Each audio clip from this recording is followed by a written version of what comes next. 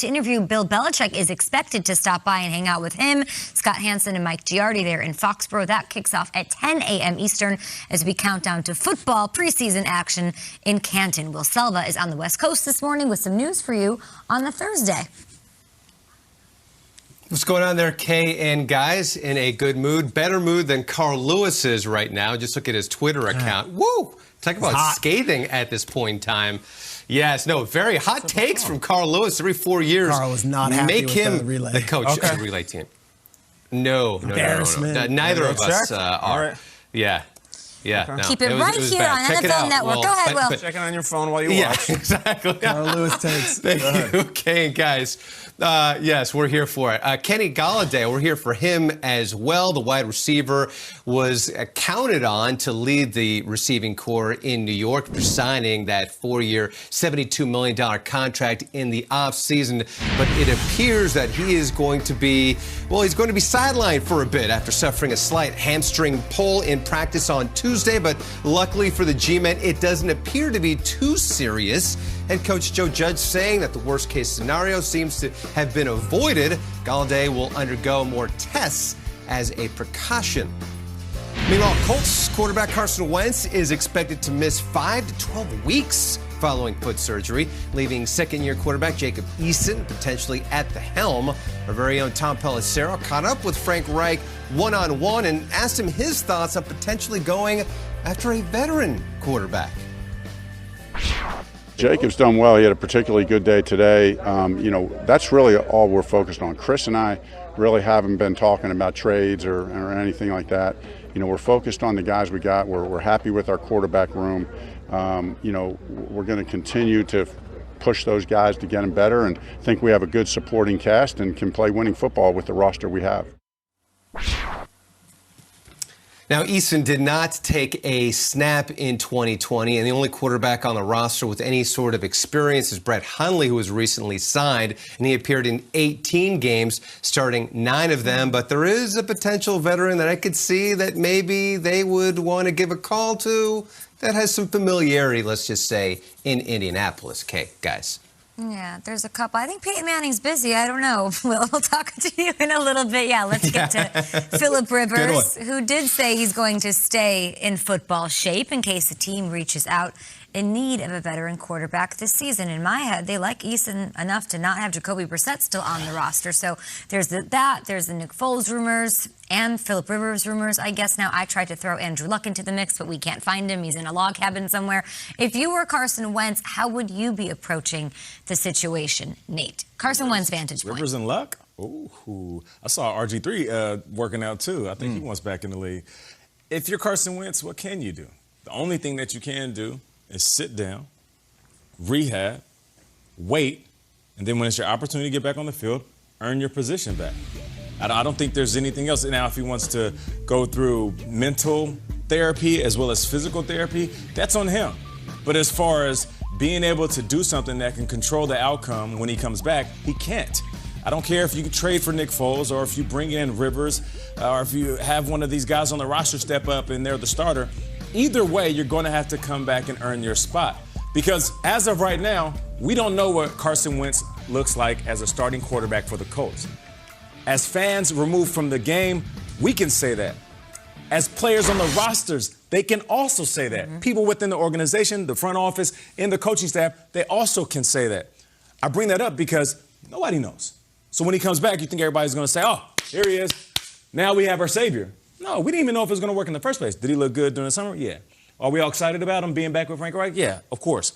But he's still going to have to earn his spot. That's all you have to do. Sit down, rehab, and earn your spot when it's time. Can you imagine, though, like what this guy's been through? I know injury is part of the game. And this is really unusual. And I know that Carson is a man of deep faith. Like, I'm glad. You'd have to tap into this now. What is it, Peter? Footsteps, that's when I carried you? I think that's right now. Because, look, again, everybody gets injured. It's fine. The Philly thing was crazy. It was. Crazy. He was about to be the face of the National Football League. The knee blows out. And then, oh my gosh, now you're part of a Disney movie where the backup quarterback comes in and wins the Super Bowl. You just have to stand there. Fine. You get through it. You're sitting there watching the most glorious day in Philadelphia sports history. The guy gets a statue who replaces you. This is all really tough. Fine. We've talked about it a lot. This is brutal.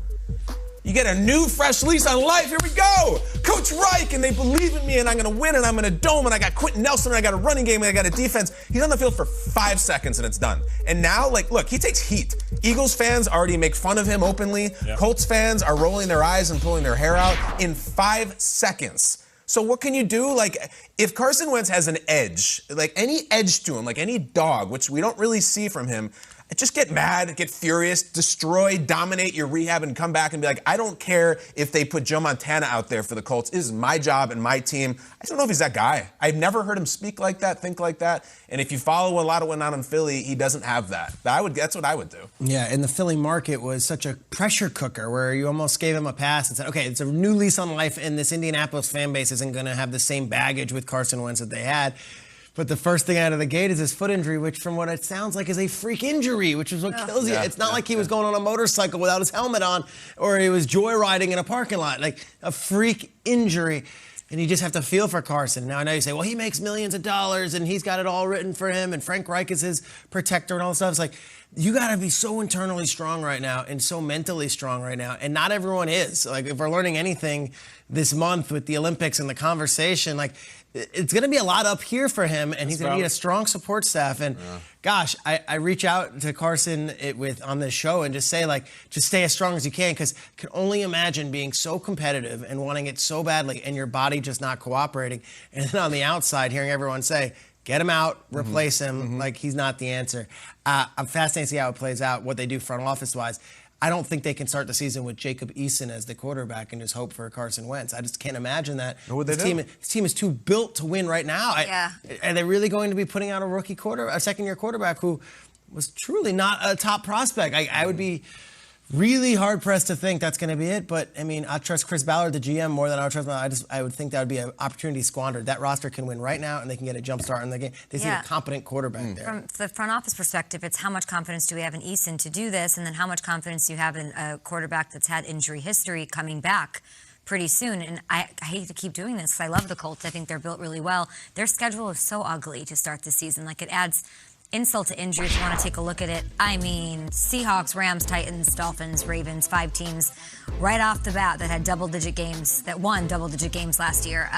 So if things go badly, Schrags, the season could be over by the time Carson Wentz gets back. So I ask you, to go from Carson's perspective to the front office and Chris Ballard, if Philip Rivers says he's on board and you can get him in camp right now, do you do it? Yeah, absolutely. I think so. I don't think it's a threat to Carson Wentz. I say if Philip feels like he retired, they would have had him back last year, I think. It wasn't like it was a mutual thing. Now, the Chargers, they were fine with him walking out the door. They're ready to turn the page and go to Herbert. But this roster is so good and so young that they're going to have to pay all these guys in the next few years. Like, Darius Leonard still hasn't gotten his big contract. Jonathan Taylor still hasn't gotten his big contract. Philip got him to the playoffs last year. Hey, Philip, you want to come back for 1 year 20, 1 year 18, 1 year 15? Like, but what if it's not, Peter? Like, you said you wouldn't go with Eason. Like, is there a name? Like, what should they do? Yeah, I mean, if Foles is a third-string quarterback, I would really consider it, considering his familiarity with the offense. He can step right in and do it. I think beyond that, I'm looking at like guys like RG3 would have to learn the offense. Right. But you missed this early in the week. Where do you come out on the Foles thing and what it would do to Wentz? Yeah, could crush Wentz. Right? Okay, absolutely. Listen, Kyle he's making a point because you missed this conversation. Yeah. And, I kind of snapped back at Kyle and Kay because they were like, well, it's going to be tough. Mentally, it's going to be a little bit of a strain for Foles to come in. Do you think that you should consider Carson Wentz's emotions if you're making a move to help Band-Aid an injury for Carson Wentz? Absolutely. I think you have to. I think that if anyone knows it, it's going to be Reich, and it's going to be Press Taylor, who's the quarterback's coach, who was with Carson Wentz the entire time in Philly. And Carson will never be the one to say, I don't want that competition, I don't want that smoke, because you're not a winner if that's your thing. Even if it's best for the team to bring in Foles? I think you have to consider that the long term, if Carson Wentz is your guy, what that could do if Nick Foles, God forbid, or maybe great, went on some crazy run with the Colts and won. I think it's great. I mean, it's a good predicament. I mean, I know we're football and we're macho, but like, Carson upstairs is something you have to think about when you're doing all these decisions, because right now he could be in the crosshairs. But Kyle would feel, tell me if I'm wrong, you would feel better about the Foles thing if he didn't struggle recently. Yeah. If you felt like he still had it as a quarterback, that's more what it is for you, right? Yeah, like you could bring Foles in. No, but it's mostly what you're saying. Yeah. Like, we've heard he reunited with Nagy and Laser and Filippo over and over, Jacksonville and Chicago. Did you hear him? Yeah, Did you hear him? hasn't done anything. Wasn't it compelling when he spoke? He speaks very well, but he's like, I'm better now than at 32. dicing him up. 32, yeah. I'm dicing him up. If he said. had It's not it, great, if he though. had it, I think you would sign off on it and be like, Carson, it is what it is. If Nick Foles is cooking and Okay. he like get him Foles- in there, all right, let's get him in there. revision this. I don't know Nick if they're Foles just Bears- worth the squeeze. Nick Foles Bears last year, I thought he had a great comeback win in Atlanta. I thought that Saints game that they lost, he was awesome in the fourth quarter, brought him to overtime. Yeah. Maybe it's revisionist Tampa. history. He beat Tampa. Like Nick Foles wasn't that bad. Like, He had some moments. Nick Foles got benched for Trubisky, who had been benched. Like Nagy's like, get him off. I know there's some good-looking wins. When you watch those games, it's not pretty. Like he didn't. For a 6th-round pick or a 5th-round pick, I think it's worth it. Let me ask you this, Kyle. Do you think that Ballard and company should talk to Carson Wentz about their moves and include him in the conversation? It's true, though. No, the Rodgers thing. I know. This is what's happening now. Is Carson Wentz a caliber of quarterback or in this specific situation where Ballard should call Carson Wentz in and say, how do you feel? How would you feel about Carson Wentz? Is there a quarterback that would make you comfortable given this sensitivity? Or do you make the call and not tell him and inform him like everybody I don't else? think so. I don't think you give a damn about Carson Wentz in that way. You can't. Like, it's football season. It's August right now, and he's been there for 5 minutes. He has no equity with the team. Like, this is, I wouldn't do it. Because what if you said, you know, actually, I prefer another option. Well, they're like, well, it's very ticky-tacky, though. Who's to say? It also says something about him if he says that. Yeah. Like, what did we just acquire? I know. But he wouldn't.